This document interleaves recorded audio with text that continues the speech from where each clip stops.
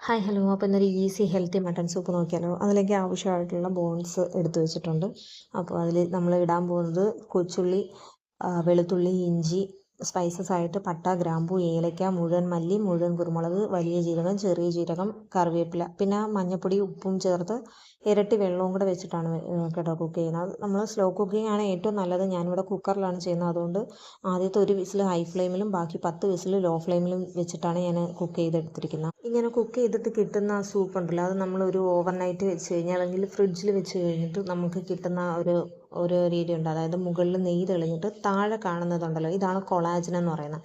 Collagen എന്ന് പറയുന്നത് നമ്മുടെ ശരീരത്തിന് ഏറ്റവും ഇമ്പോർട്ടൻ്റ് ആയിട്ടുള്ള ഒരു പ്രോട്ടീനാണ് കൊളാജൻ എന്ന് പറയുന്നത്. അതായത് നമ്മുടെ സ്കിന്നിനും ജോയിൻസിനും ബോണിനും ഒക്കെ സപ്പോർട്ട് നൽകാൻ കൊളാജൻ ഭയങ്കരമായിട്ട് ഹെൽപ്പ് ചെയ്യുന്നുണ്ട്. അപ്പോൾ മട്ടൺ സൂപ്പ് നമ്മൾ ഉണ്ടാക്കുന്ന സമയത്ത് ഈ സ്ലോ കുക്ക് ചെയ്യുന്ന സമയത്ത് ഇതിനകത്തുള്ള കൊളാജൻ ജെലാറ്റിൻ പോലെയാവും. അതുകൊണ്ടാണ് ഇതിങ്ങനെ ഈ ജെല്ല് പോലെ ഇരിക്കുന്നത്. അപ്പോൾ എല്ലാവരും ഒന്ന് ട്രൈ ചെയ്ത് നോക്കണം.